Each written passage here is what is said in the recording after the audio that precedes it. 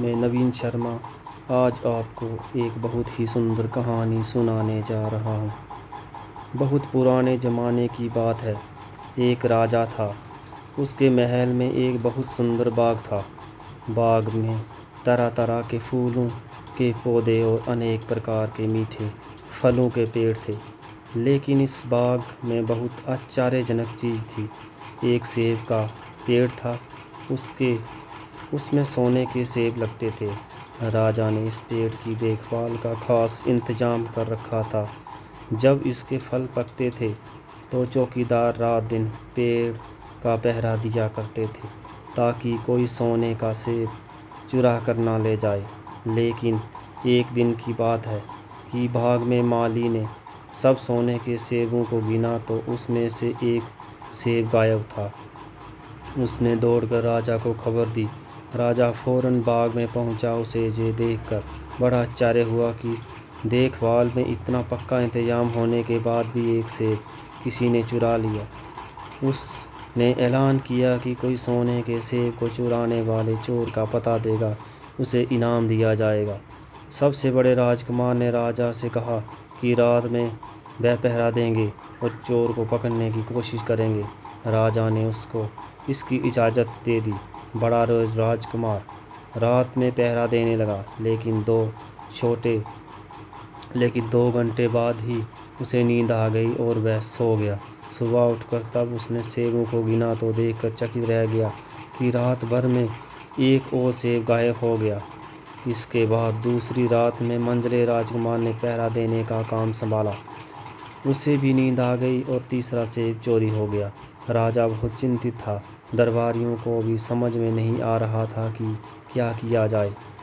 जब लोग उदास बैठे थे, इतने में सबसे छोटा राजकुमार आया और उसने कहा कि आज की रात मैं पहरेदारी करूंगा और चोर को पकड़ूंगा। राजा इस राजकुमार से खुश नहीं रहता था। वह उसे मूर्ख ही मानता था।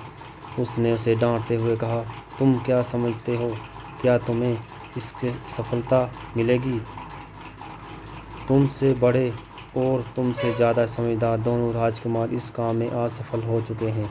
तुम जाओ अपना काम करो। लेकिन छोटा राजकुमार नहीं माना। उसने राजा से प्रार्थना की कि वह उसे एक मौका ज़रूर दिया जाए। अंत में राजा राजी हो गया। राजकुमार रात को पहरा देने लगा। उसने तय किया कि वह किसी भी हालात में नहीं सोएगा और चोर को ज़रूर पकड़ेगा। जब आधी रात हुई तो और 12 बजे का आखिरी घंटा बजा तो राजकुमार ने देखा कि एक सुंदर सोने की चिड़िया कहीं से उड़ती हुई आई और सेब के पेड़ पर बैठ गई। उसने देखते ही सोने का वह सेब तोड़कर अपनी चोंच में पकड़ लिया। राजकुमार ने फौरन निशाना साध कर तीर चला दिया, लेकिन तीर चिड़िया को नहीं लगा और वह पंख फड़फड़ा कर उड़ गई।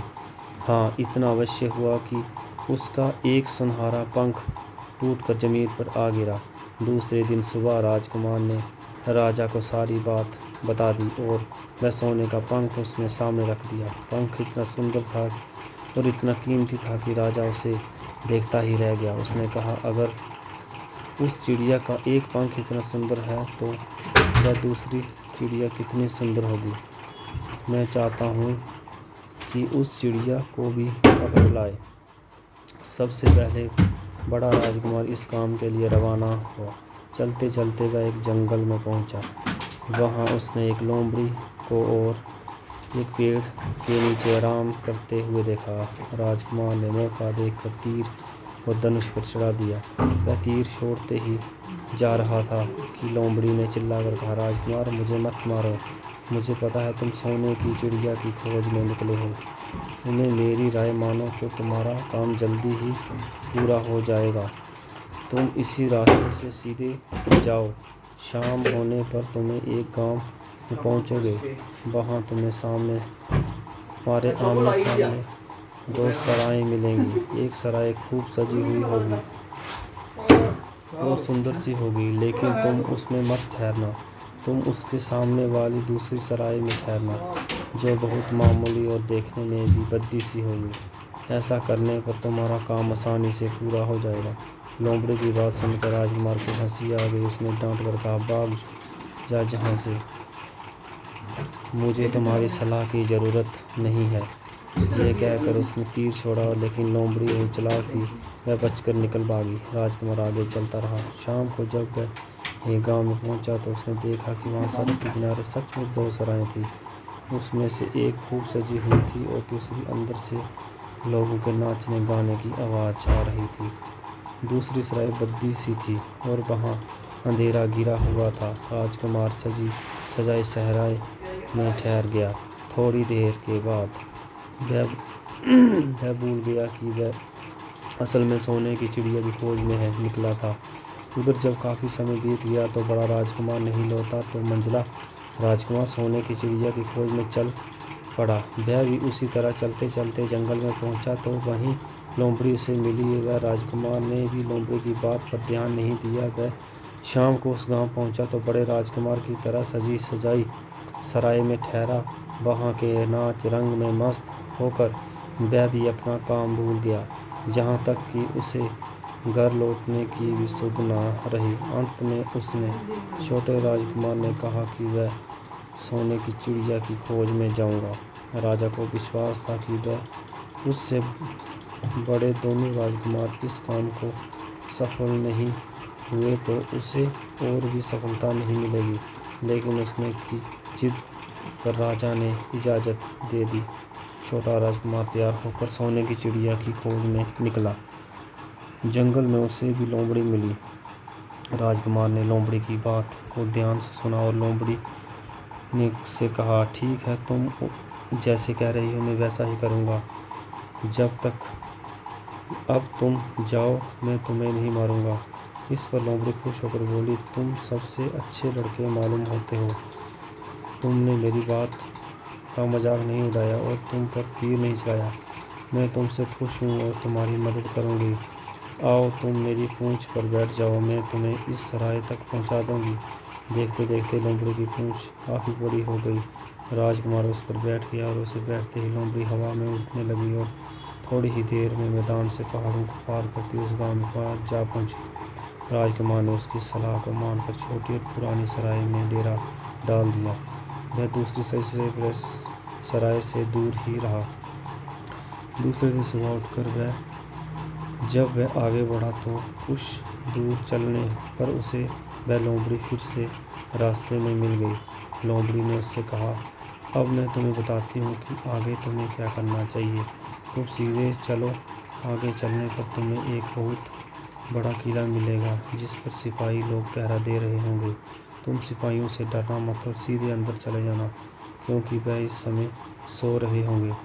तुम बेधड़क होकर किले में घुसते चले जाना और उनके कमरों को पार करते हुए उस जगह पहुंच जाना जहां लकड़ी के एक मामूली से पिंजरे में सोने की चिड़िया बंद है।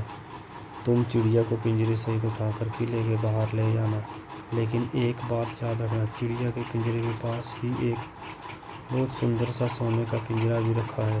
तुम भूलकर भी चिड़िया के उस पिंजरे में मत रखना, मगर तुम उसे लकड़ी के पिंजरे में से निकाल कर सोने के पिंजरे में रखने की कोशिश करोगे तो बाद में पछताओगे। ये कहकर लोमड़ी ने राजकुमार को फिर से अपनी पूँछ पर बिठाया। थोड़ी ही देर में उसे किले के पास पहुंचा दिया।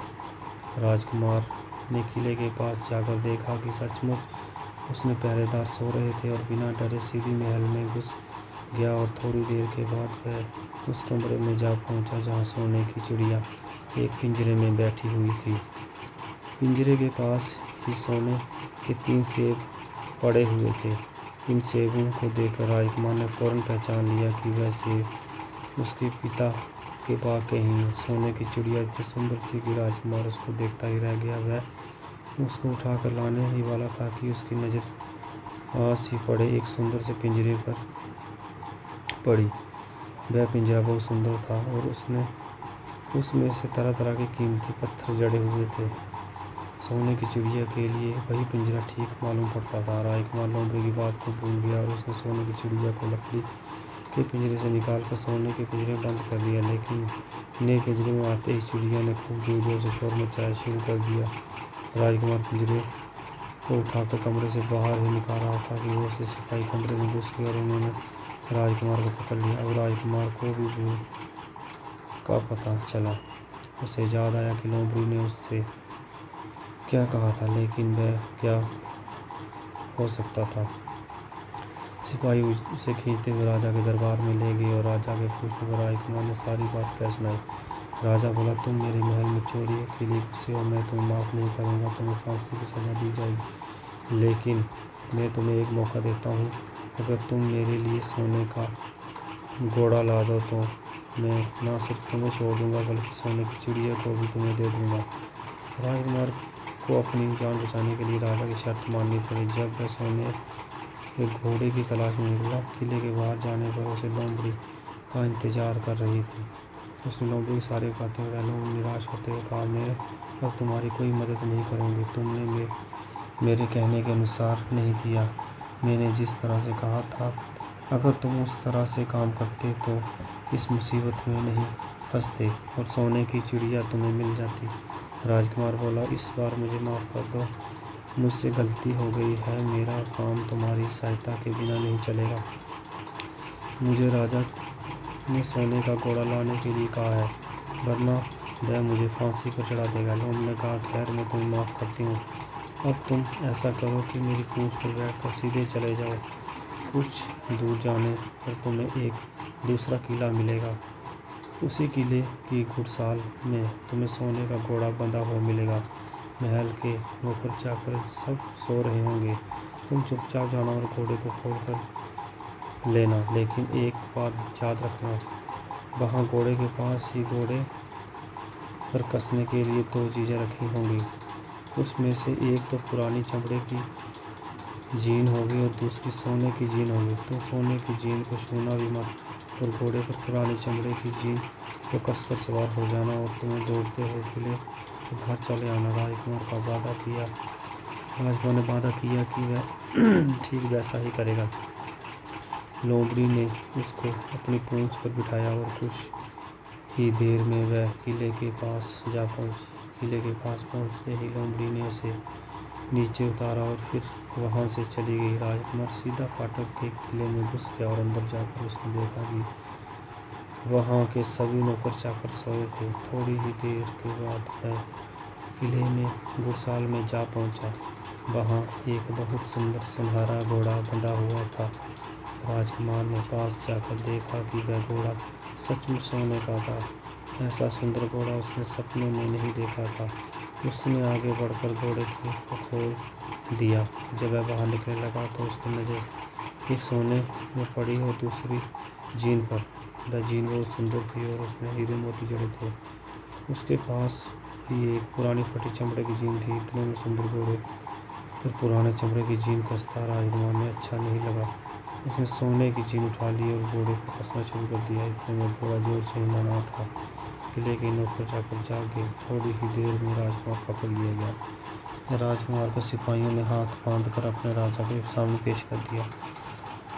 राजा ने सारी बातें सुनकर, तुमने मेरे घोड़े को चुराने की कोशिश की, इसलिए तुम्हें फांसी की सज़ा दी जाएगी। लेकिन अगर तुम मेरा एक काम कर दो, मैं तुम्हें छोड़ दूँगा। जहाँ से कुछ ही दूर एक सोने का महल है और उसमें बहुत सुंदर राजकुमार रहती है। अगर तुम अपनी जान बचाना चाहते हो तो उस राजकुमारी को मेरे पास ले आओ। तुम्हें इनाम में सोने का घोड़ा दे दूँगा। बेचारा राजकुमार वह फिर से एक नई मुसीबत में फंस गया।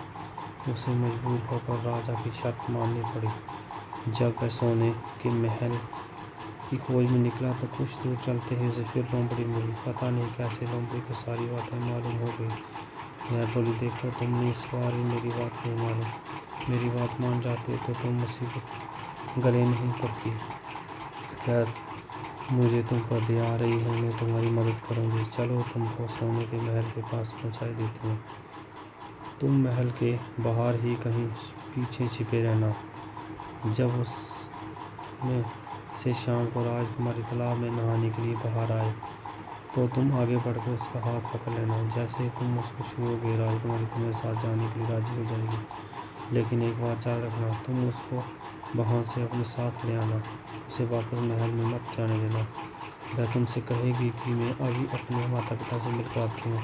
लेकिन तुम उसकी बातों में मत आना, वरना फिर मुसीबत में फंस जाओगे। ये कहकर लोमड़ी फिर से पूंछ हिला राजकुमार को उस पर बैठ गया। देखते ही लोमड़ी हवा में उड़ती हुई कुछ देर सोने के महल के पास जा पहुंची। महल के पास पहुंचते ही राजकुमार एक पेड़ की आड़ में छिप गया और शाम को जब राजकुमार नहाने के लिए किले के बाहर आई तो राजकुमार ने हिम्मत करके आगे बढ़कर उसका हाथ पकड़ा। से छूते ही राजकुमारी उसके साथ चलने के लिए तैयार हो गई। वह बोली, तुम मुझे जहाँ से ले जाना चाहोगे मैं तुम्हारे साथ चलूँगी, लेकिन मुझे थोड़ी देर के लिए माता पिता से मिल आने दो। राजकुमार ने कहा, नहीं, ये नहीं होगा, तुम्हें तुरंत मेरे साथ चलना होगा। लेकिन राजकुमारी रोने लगी। इतनी सुंदर राजकुमारी को रोते देख राजकुमार का मन पिघल गया। वह राजी हो गया और बोला, जाओ, थोड़ी देर के लिए माता पिता से मिल आओ, लेकिन फिर तुरंत वहाँ चली आना। लेकिन राजकुमार ने जैसे ही किले में पैर रखा, किले के पहरेदार जागे और उन्होंने राजकुमारी को पकड़ लिया। राजकुमार बहुत पछताया, लेकिन अब क्या हो सकता। सिपाहियों ने उसे अपने राजा के सामने पेश किया। राजा बहुत निराश था। उसने उसी वक्त हुक्म दिया कि राजकुमार को फौरन फांसी पर चढ़ा दिया जाए। ये सुनकर राजकुमार रोने गिड़गिड़ाने लगा। वैसे राजा ने थोड़ी देर विचार करने के बाद कहा, मैं अपनी आज्ञा वापस नहीं ले सकता, लेकिन अगर तुम मेरा एक काम कर दो तो मैं तुम्हारी जान बच सकती है। हमारे किले के ठीक सामने एक वो बड़ा पहाड़ है जिसके कारण हमारे किले की सुंदरता नष्ट होती है। अगर तुम 8 दिन में इस पहाड़ को खोद कर साफ कर दो तो मैं तुम्हें क्षमा कर देंगे और राजकुमारी का विवाह तुम्हारे साथ कर देंगे। राजकुमार किले के बाहर आकर पहाड़ को देखने लगा और उसने हाथ में एक छोटी सी कुदाली थी। उसकी समझ में नहीं आ रहा था कि इतना बड़ा पहाड़ 8 दिन में कैसे खोद सकेगा। फिर भी उसने अपनी जान बचाने की थी, इसलिए वह पहाड़ खोदने लगा। धीरे धीरे 7 दिन बीत गए। इतने दिन तक खोदने के बाद भी पहाड़ का सिर्फ एक कोना ही खोद सका। वह दुखी होकर बैठ गया। उसमें अब अपने पर बहुत अधिक क्रोध आ रहा था। वह मन में कहने लगा कि अगर मैंने लोमड़ी की बात मान ली होती तो कितना अच्छा होता। लोमड़ी ने मुझको हर वह ठीक सलाह दी जो हर बार उसका कहना न मानकर नई नई मुसीबतों में फंस जाता हूँ। राजकुमार इस तरह सिर झुकाए बैठा था कि अचानक अपने पैरों के पास लोमड़ी की पूंछ हिलती दिखाई दी। उसने नजर उठाकर देखा, सचमुच वही लोमड़ी खड़ी थी। लोमड़ी ने मुस्कुराते हुए कहा, क्यों, क्या हाल है? इस बार तो तुम्हारी मदद करने की मेरी जरा भी इच्छा नहीं थी, लेकिन मैं 7 दिन से तुमको पहाड़ खोदते हुए देख रही हूँ। मुझे दया आ गई और मैं तुम्हारी मदद के लिए चली आई। जाओ, तुम बहुत थक गए हो, सो जाओ, मैं थोड़ी ही देर में तुम्हारा काम पूरा कर दूँगी। इस पर राजकुमार ने तय कर लिया कि अब वह लोमड़ी जिस तरह कहेगी वह उसी तरह करेगा। वह चुपचाप उठकर एक तरफ सोने चला गया। थोड़ी ही देर में उसे नींद आ गई। सुबह जब वह सोकर उठा तो उसकी आंखों पर विश्वास नहीं हो रहा था। वहाँ कहीं भी पहाड़ का नाम नहीं था और महल का सुंदर दृश्य दिखाई दे रहा था। राजकुमार सीधा राजा के पास गया। राजा ने उसके काम पर और कुछ था। उसने तुरंत अपने वादे के बाद राजकुमारी का हाथ उसके विवाह कर दिया। वह राजकुमार बहुत सुंदर राजकुमारी के साथ कुछ ही दूर चला तो रास्ते में फिर वह लोमड़ी मिली। लोमड़ी बोली, बधाई हो राजकुमार।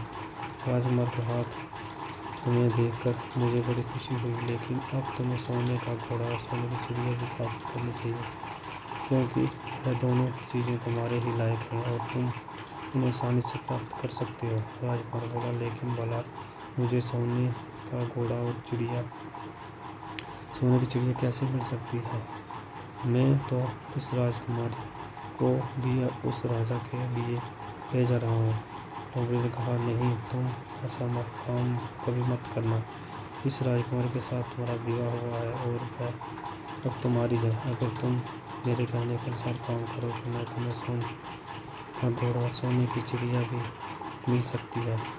तुम पहले इस राजकुमारी को मेरे लेकर सोने के घोड़े वाले राजा के पास जाओ। राजा खुश होकर तुमको सोने का घोड़ा दे देगा। तुम घोड़े पर सवार हो जाना और सवार होकर उस सबसे विदा लेना। राजकुमारी से तुम सबसे बाद में विदा लेना। जैसे तुम राजकुमारी के पास पहुंचोगे, तुम उसे हाथ में पकड़कर घोड़े पर ऊपर खींच लेना और घोड़े को दौड़ा देना। सोने का घोड़ा इतना तेज दौड़ता है कि दुनिया का तेज से तेज घोड़ा भी उसकी बराबरी नहीं कर सकता। जाओ, तुम पहले इतना काम पूरा करो, इसके बाद आगे का काम तुम बाद में बताऊंगी। मैं तुम्हें वहाँ रास्ते में मिलूंगी। राजकुमार ने ठीक ऐसा ही किया जैसा लोमड़ी ने उससे कहा था। जब सोने के घोड़े वाले राजा ने खुश होकर उसे इनाम में सोने का घोड़ा दिया, तो राजकुमार उस पर सवार हो गया और उसने विदा लेना लगा। अंत में राजकुमारी को उठाकर घोड़े को तेजी से दौड़ाता हुआ किले के बहुत दूर निकल गया। रास्ते में एक पेड़ के नीचे लोमड़ी ने उसका इंतजार कर रही थी। इसे देखकर लोमड़ी बोली, शाबाश, अब तुम सोने की चिड़िया भी प्राप्त कर लो। जब तुम सोने की चिड़िया वाले राजा के पास जाओगे तो वह घोड़े को देखकर बहुत खुश होगा। तुम मुझसे कहना कि पहले सोने की चिड़िया का पिंजरा मेरे हाथ में दे दो, तब मैं घोड़ा तुमको दूंगा। जब वह पिंजरा तुम्हारे पास लाए तो तुम पिंजरा उसके हाथ से छीन लेना और घोड़े को दौड़ा देना। बस ऐसे चिड़िया तुमको मिल जाएगी और तुम उन्हें पकड़ भी नहीं और कोई तुम्हें पकड़ भी नहीं सकेगा। इस बार भी राजकुमार ने ठीक वैसा ही किया और राजकुमारी के साथ ही घोड़े पर बैठ कर राजा हाथ से सोने की चिड़िया का पिंजरा दिया और देखते ही देखते एंड बात की तो सोने का घोड़ा हवा से बात करने लगा। कुछ दूर चलने का लोमड़ी सुन गई और राजकुमार ने उससे कहा, तुमने मेरी बड़ी मदद की है। तुम्हारी वजह से मुझे न सिर्फ सोने की चिड़िया मिली बल्कि सोने का घोड़ा और इतना सुंदर राजकुमारी भी मिल गई। बताओ, मैं तुम्हें क्या इनाम दूँ? मैं तुमको कुछ न कुछ जरूर देना चाहता हूँ। लोमड़ी ने कहा, अगर तुम खुश हो तो मेरा एक काम कर दो। तुम एक तीर चलाकर मुझे मार दो। इस समय तुम यही सबसे बड़ा काम मेरे लिए कर सकते हो। राजकुमार ने कहा, भला ये कैसे हो सकता है? तुमने मेरी इतनी मदद की और मैं बदले में तुम्हें मार दूँ? मुझसे ये नहीं होगा। ये सुनकर लोमड़ी बड़ी दुखी और बोली, अगर तुम मेरा ये काम नहीं कर सकते तो फिर ठीक है, जाओ, लेकिन मैं तुम्हारी भलाई के लिए ही कह रही हूँ कि तुम दो बातें जरूर याद रखना। एक तो तुम किसी कुएं की दीवार पर मत बैठना और दूसरे तुम ऐसे लोगों के लिए धन मत खर्च करना जिन्हें फांसी मिलने वाली हो।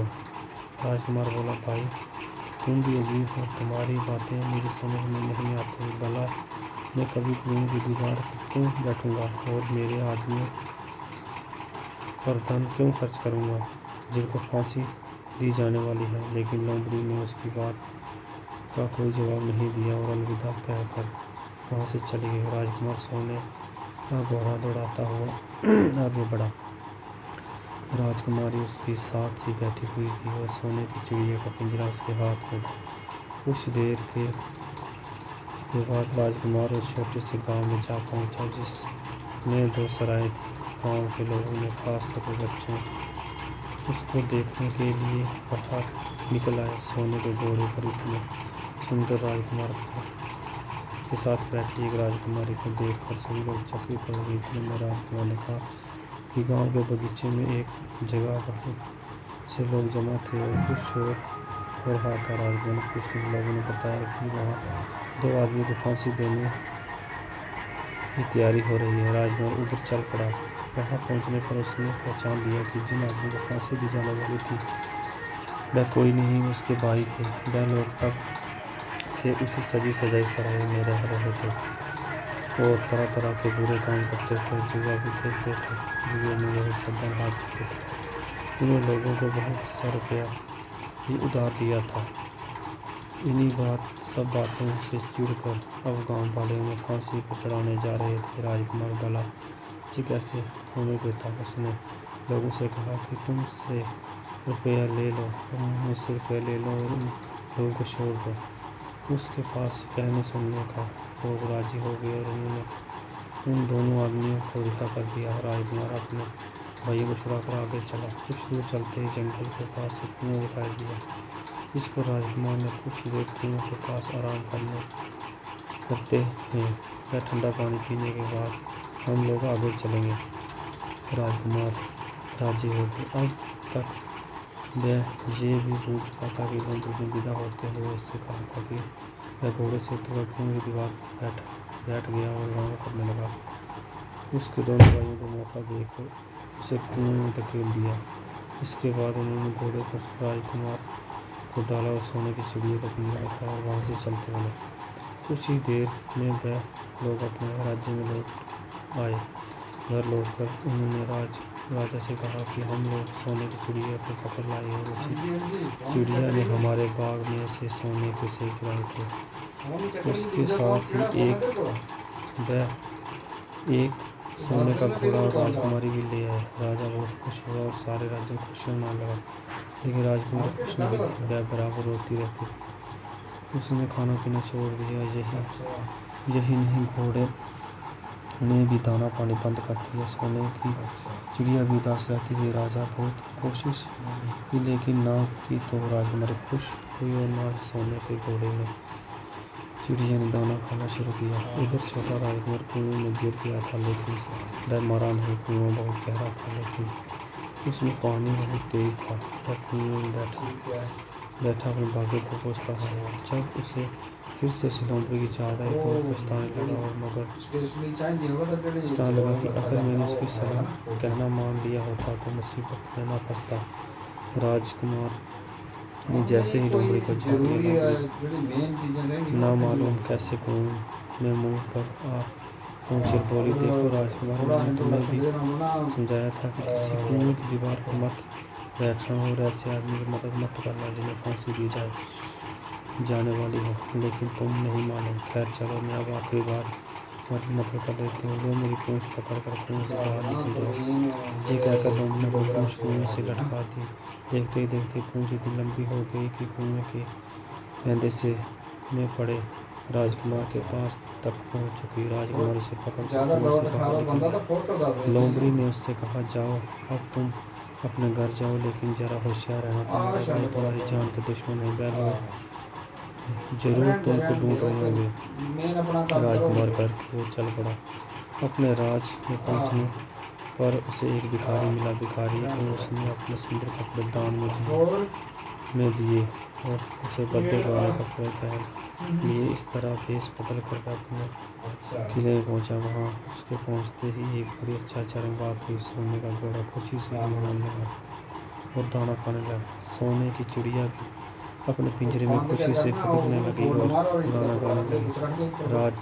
राजकुमारी ने अपने आंसू पोंछ डाले और कुछ दिखाई दे रही थी, लेकिन राजा की समझ में कुछ नहीं आ रहा था। उसने राजकुमारी से उसकी कारण पूछा तो वह बोली, मैंने तो पहले ही आपको सारी कहानी बता दी है। आपके बड़े और मंझले राजकुमार ने छोटे राजकुमार के साथ धोखा किया है। उन्होंने अपने आप को भी धोखा दिया है, लेकिन जब आपका छोटा राजकुमार जहाँ पर आ पहुँचा है, इसलिए मुझे बहुत खुशी हो रही है। उसी के साथ मेरी शादी हुई है और मैं उसके साथ ही सुखी रह सकती हूँ। फिर उसने मैले के चले कपड़े पहने एक आदमी को इशारा करते हुए कहा, वह रहा छोटा राजकुमार। राजा ने भी अपने छोटे लड़के को पहचान लिया। वह राजा ने अपने छोटे बेटे के बारे में अपने विचार बदल दिए। जब वह उसको बहुत समझदार और बहादुर मानने लगा और उसके बहुत अधिक प्यार करने लगा, उसने उसको राजगद्दी पर बिठाने का निश्चय किया। बड़े और मंझले राजकुमार ने अपने छोटे भाई को धोखा दिया था, बल्कि राजा को भी धोखा दिया था। इससे राजा उनके और नाराज था। उसने इन दोनों को अपने राज्य से निकलवा दिया और बाद बड़ी धूमधाम के साथ राजकुमारी के साथ राजकुमार का विवाह हुआ और दोनों सुख से रहने लगे। लेकिन राजकुमार उस लोमड़ी को नहीं भूला था। उसने उसकी सहायता की थी। एक दिन समय निकालकर वह जंगल में उस लोमड़ी की खोज निकला। बहुत ढूंढने के बाद एक पेड़ के खोखले बाग में उसने उस लोमड़ी को चुपचाप बैठे हुए देखा। लोमड़ी बहुत उदास थी और पहले से बहुत ज़्यादा दुबली हो गई थी। राजकुमार को देखते ही लोमड़ी पहचान लिया। कहो राजकुमार, आज इधर कैसे भूल पड़े। राजकुमार ने कहा, पौड़ी मैं किधर आज चढ़ाई तुम्हें मैंने ये बता भी मेरे को। ढूंढने के लिए आया था। चलो मेरे पौड़ी पाँव किधर में चढ़ाई आराम से मैंने रहना। बताया। वहाँ तुम्हें किसी तरह की तकलीफ नहीं होगी। जहाँ तो जंगल में तुम्हें खाने पीने की तकलीफ होती है और जंगली जानवरों शिकारियों का डर बना रहता है। लोमड़ी ने कहा, नहीं राजकुमार, मैं जहाँ ठीक हूँ और भला अब तुम्हें मेरे दुख से क्या लेना जो देना। नीचे तुम्हारा काम पोर्शन निकल गया, है अब तुम मोमकी सुख के बिल्कुल बैक से सबसे राजमहल ऊंचा तो वही है। राजकुमार बोला, उस नहीं, तरफ तुमने हाँ उस मेरा तरफ बड़ा पौड़ी कैसे उपकार लगाई किया उन्होंने है। टॉप मैं पर। तुम्हें इनाम देना चाहता हूँ और मैं साथ ही रखना चाहता हूँ। राजकुमारी भी तू गोली बहुत खुश खुला होगी। करता तो वह पानी भी भर तुमसे जाएगी। मिलना चाहती है। लोमड़ी बोली, अगर तुम सचमुच मुझे इनाम देना चाहते हो तो मेरा एक वो काम पूछ कर रहा दो। मैं फिर से। मैंने तुमसे वो पहले ही दही कहा वो था तो कि सड़ी तुम एक तीर पौड़ी चलाकर गाड़ी मुझे जोड़ना मार था। दो, इसी तरह मेरा दो लाभ पौड़ियां होगा। में बोले दो असल पौड़ी में जोड़ी है उन्होंने अभी तक नहीं जोड़ी। एक जादूगर ने एक मुझे पौड़ी के ऊपर दूसरी पर जादू कर रखा है। मैं लोमड़ी नहीं हूँ। तुम्हें वही तो देखना तू उसके और जादू क्या के देखना। प्रभाव से लोमड़ी के रूप में उधर रहना पड़ रहा है। वो मैं बैक तो साइड उसी देखना देश वो पागला। मैं तो बैक उसी साइड देश का देखना उधर राजकुमार जाके हूँ जहाँ थल्ले की से देखना राजकुमारी होता। से वो थोड़ा ऊपर चढ़ तुम्हारा के देखना विवाह होता। हुआ था। असल में वह राजकुमारी मेरी छोटी बहन है। अगर तुम तीर चलाकर मुझे मार दोगे साइड से तो मैं जितने इस इन्होंने जादू गाइयां से बनी है ये मुझे उत्ते मुक्ति देखना। मिल जाएगी और मैं अपने देश लौट जेड़ा सकूंगा। एरिया तेन मैं दस राजकुमार रहा की ये बात सुनकर बड़ा अच्छा लगा। उसने समझे। फौरन धनुष पर मैं तीर मोमकी का चढ़ाया और पोर्शन बोले लोमड़ी थल्ले दा बिल्कुल। की ओर छोड़ दिया। जेड़ा तीर खड़ा लगते ही खड़ा लोमड़ी आ गया उन्होंने मर तो गई दिक्कत और आनी उसमें से पुट्टी एक करने में सुंदर बहुत सा किसी को नहीं आनी राजकुमार निकल दिक्कत। आया। फिर दोनों राजकुमार आपस में गले उन्होंने मिले। दिक्कत आनी और इन्होंने उसके बोछना बाद मार ली। दोनों राजकुमार हाँ आपस मैडम में करता महल करता नहीं में करता। लौट आए। ठीक है। वहाँ और तक खड़े होकर राजकुमारी देखना अपने कि हाँ भाई भाई से मिली पुट्टी मारो उसमें बहुत खुश हुई। पत्थरी के साथ। ये थी लोमड़ी की कहानी। और मुझे अंदर भी लगता नहीं है जा आपको सकता। वो पसंद आएगी। Thank you.